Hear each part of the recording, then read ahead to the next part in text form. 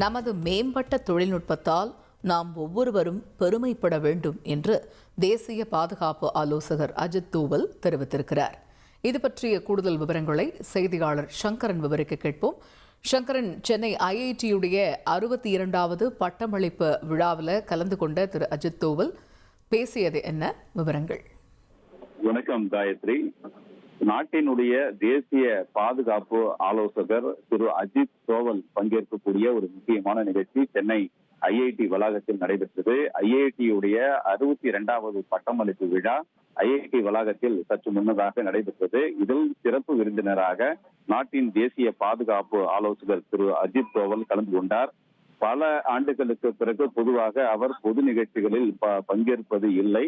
இந்த நிலையில் அவர் முதல் முறையாக ஒரு நீண்ட இடைவெளிக்கு பிறகு ஐஐடி பட்டமளிப்பு விழாவில் பங்கேற்றதால் அவருடைய உரை எப்படி இருக்கும் என்ற எதிர்பார்ப்பு எழுந்தது. குறிப்பாக பாகிஸ்தானுடனான அந்த போருக்கு பிறகு இது போன்ற ஒரு சூழலில் அவர் நிகழ்ச்சியில் கலந்து கொண்டார்.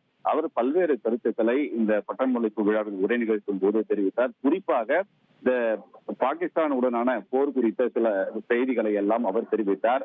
இந்தியா தற்போது தொழில்நுட்பத்தில் மேம்பாடு அடைந்த ஒரு நாடாக இருக்கிறது.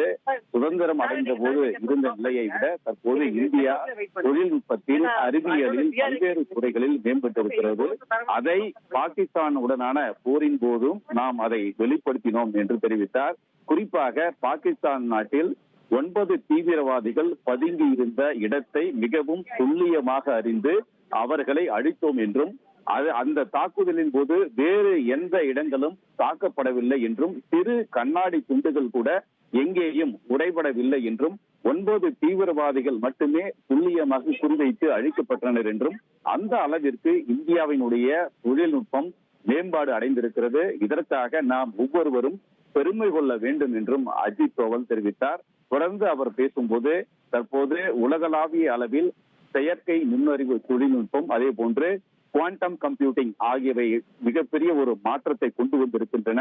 இதற்கெல்லாம் நமது மாணவர்கள் தயாராக வேண்டும், அதனை உட்படுத்திக் கொள்வதற்கு நடவடிக்கை எடுக்க வேண்டும் என்றும் கேட்டுக்கொண்டார்.